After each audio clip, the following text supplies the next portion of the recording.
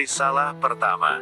Ada 3 perkara yang wajib diperhatikan oleh setiap mukmin di dalam seluruh keadaan, yaitu melaksanakan segala perintah Allah, menjauhkan diri dari segala yang haram, ridho dengan hukum-hukum dan ketentuan Allah. Ketiga perkara ini jangan sampai tidak ada pada seorang mukmin. Oleh karena itu seorang mukmin harus memikirkan perkara ini, bertanya kepada dirinya tentang perkara ini, dan anggota tubuhnya melakukan perkara ini. Risalah kedua. Ikutilah dengan ikhlas jalan yang telah ditempuh oleh Nabi besar Muhammad Shallallahu Alaihi Wasallam dan janganlah merubah jalan itu. Patuhlah kepada Allah dan Rasul-Nya, dan jangan sekali-kali berbuat durhaka. Bertauhidlah kepada Allah, dan jangan menyekutukannya. Allah itu Maha Suci dan tidak memiliki sifat-sifat tercela atau kekurangan. Janganlah ragu-ragu terhadap kebenaran Allah. Bersabarlah dan berpegang teguhlah kepadanya. Bermohonlah kepadanya dan tunggulah dengan sabar. Bersatu padulah dalam mentaati Allah dan janganlah berpecah belah. Saling mencintailah di antara sesama dan janganlah saling mendengki. Hindarkanlah diri dari segala noda dan dosa. Hiasilah dirimu dengan ketaatan kepada Allah. Janganlah menjauhkan diri kepada Allah dan janganlah lupa padanya. Janganlah lalai untuk bertobat kepadanya dan kembali kepadanya. Janganlah jemu untuk memohon ampun kepada Allah pada siang dan malam hari. Mudah-mudahan kamu diberi rahmat dan dilindungi olehnya dari mara bahaya dan azab neraka, diberi kehidupan yang berbahagia di dalam surga, bersatu dengan Allah dan diberi nikmat-nikmat olehnya. Kamu akan menikmati kebahagiaan dan kesentosaan yang abadi di surga beserta para nabi, orang-orang sidik, para syuhada dan orang-orang soleh. Kamu akan hidup kekal di dalam surga itu untuk selama-lamanya. Risalah ketiga. Manakala seorang hamba Allah diuji oleh Allah, maka mula-mula ia akan melepaskan dirinya dari ujian atau cobaan yang menyusahkannya itu. Jika tidak berhasil, maka ia akan meminta pertolongan kepada orang-orang lain seperti para raja, para penguasa, orang-orang dunia atau para hartawan.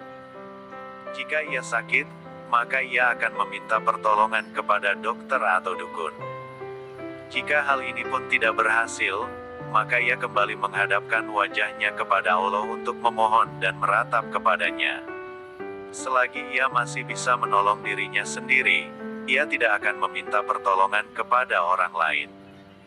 Dan selagi pertolongan orang lain masih ia dapatkan, maka ia tidak akan meminta pertolongan kepada Allah.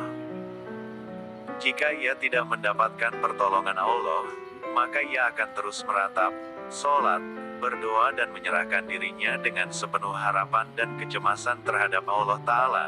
Sekali-kali Allah tidak akan menerima ratapannya, sebelum dia memutuskan diri dari keduniaan.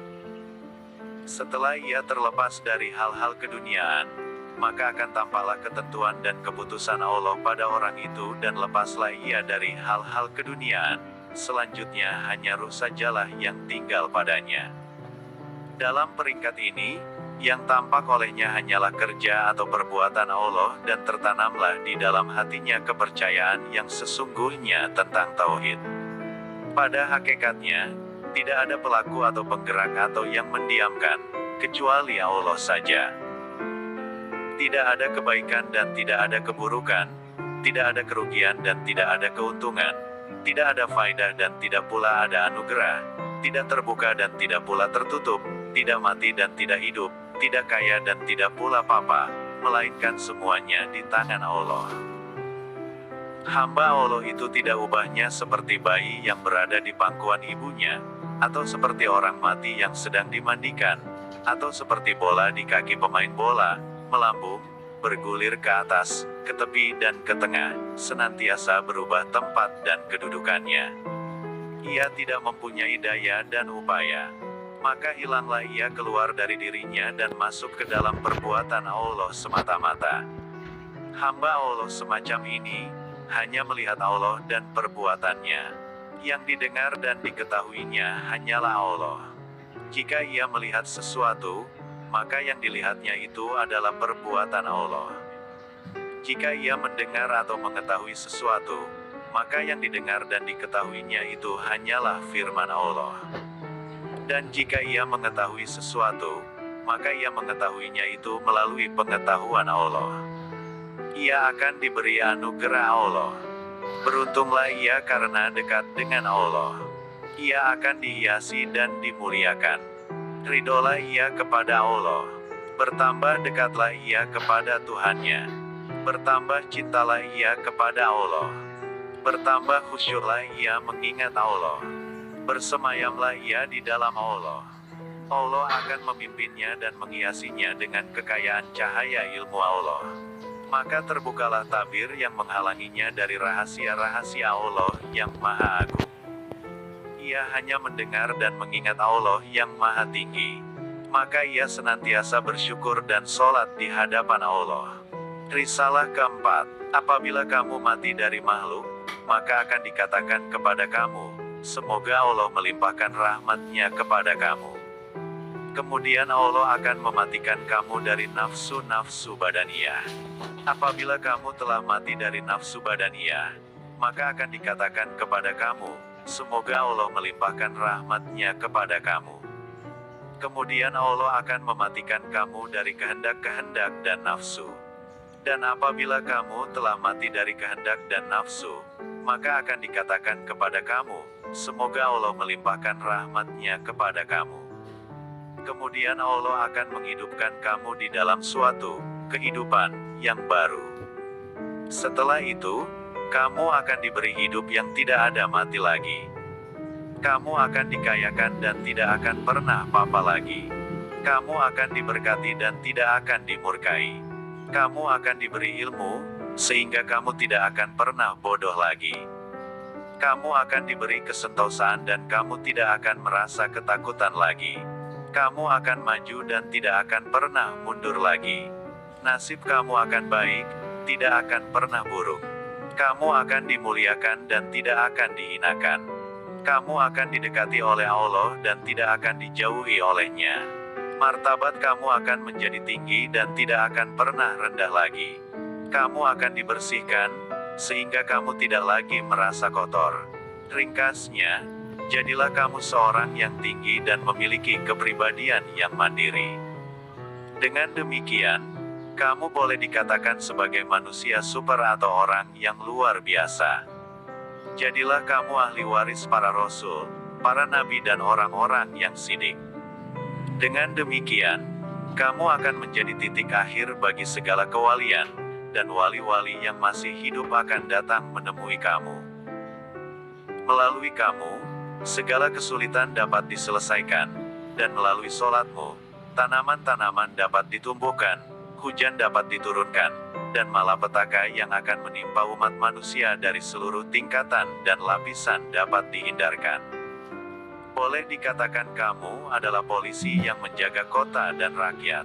Orang-orang akan berdatangan menemui kamu dari tempat-tempat yang dekat dan jauh dengan membawa hadiah dan oleh-oleh dan memberikan penghormatan mereka kepadamu. Semua ini hanyalah karena izin Allah yang Maha Perkasa dan Maha Kuasa jua. Lisan manusia tak henti-hentinya menghormati dan memuji kamu. Tidak ada dua orang yang beriman yang bertingkah kepadamu. Wahai mereka yang baik-baik, yang tinggal di tempat-tempat ramai dan mereka yang mengembara, inilah karunia Allah. Dan Allah mempunyai kekuasaan yang tiada batas. Risalah kelima, apabila kamu melihat dunia dikuasai oleh ahli-ahli dunia dengan perhiasan dan kekosongannya, dengan penipuan dan perangkapnya dan dengan racunnya yang membunuh yang di luarnya nampak lembut tetapi di dalamnya sangat membahayakan, cepat merusak dan membunuh siapa saja yang memegangnya, yang menipu mereka dan yang menyebabkan mereka lengah terhadap dosa dan maksiat. Apabila kamu lihat semua itu, maka hendaklah kamu bersikap sebagai seorang yang melihat seseorang yang sedang buang air besar yang membuka auratnya dan mengeluarkan bau busuk.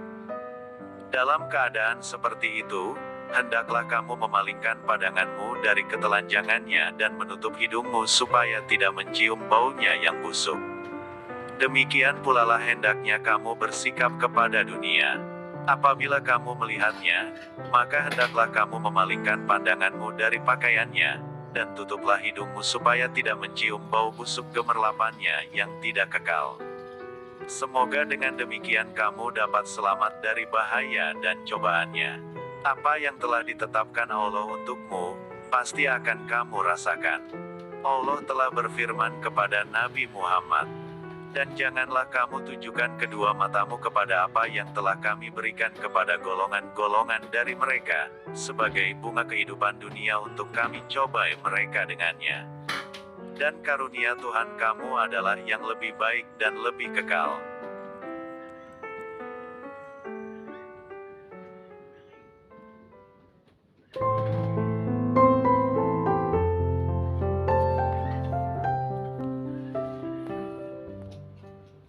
Risalah pertama. Ada 3 perkara yang wajib diperhatikan oleh setiap mukmin di dalam seluruh keadaan.